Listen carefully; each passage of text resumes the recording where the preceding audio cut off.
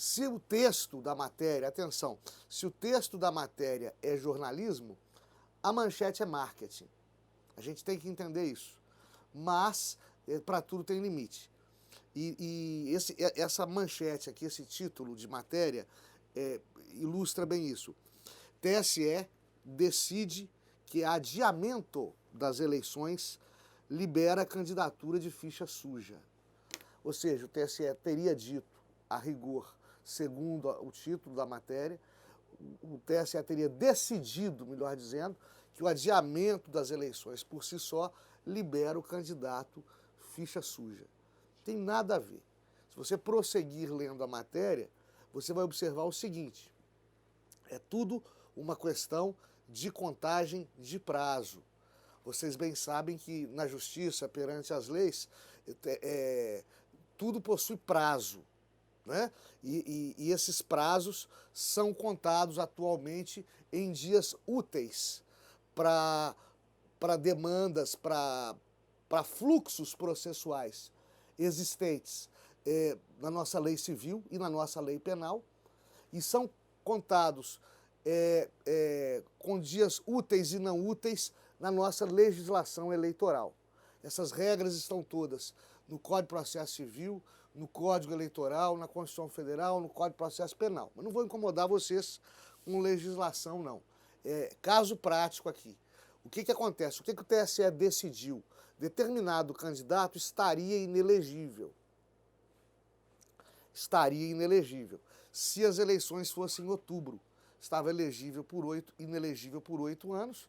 Esse prazo de inelegibilidade terminaria logo após a data que seria a data do primeiro turno, se as eleições permanecessem em outubro.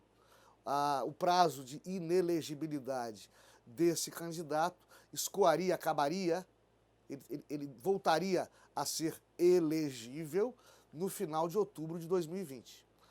Como emenda constitucional, por conta das mazelas da pandemia da Covid-19, que você já conhece, já cansamos de falar aqui, como emenda constitucional postergou o primeiro e o segundo turno das eleições para novembro, esse candidato que estaria inelegível em outubro, em novembro vai poder se candidatar. Foi uma consulta que ele fez, o TSE corretamente disse: olha, você não tem culpa de Covid, você não tem culpa de pandemia, você não tem culpa de emenda constitucional, e o seu prazo é em anos. Findos os anos, você volta a estar elegível. É a exata aplicação da lei. Não é um salvo-conduto para ficha suja. O que ocorre é que no Brasil, como na maioria das democracias ocidentais do mundo civilizado, não existe prisão perpétua, não existe punição para sempre. Então o sujeito está inelegível por determinado número de anos, findos esses anos ele volta, ele recupera a plenitude, atenção, a plenitude dos seus direitos políticos, que são o direito de votar e de ser votado. Tá? É isso que ele recupera quando ele recupera a elegibilidade e deixa de ser ficha suja. Portanto, a decisão do TSE não é nenhum fomento, e nunca foi, à impunidade ou à possibilidade de candidatura de ficha suja.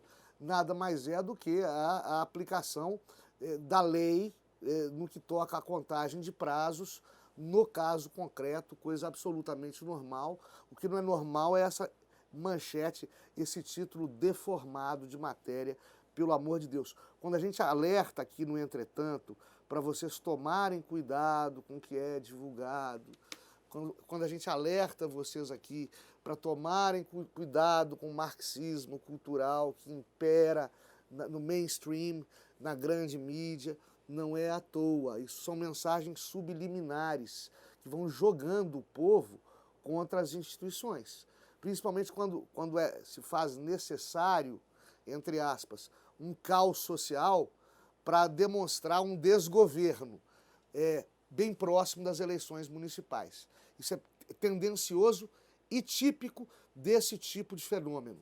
Tomem cuidado com isso, tá?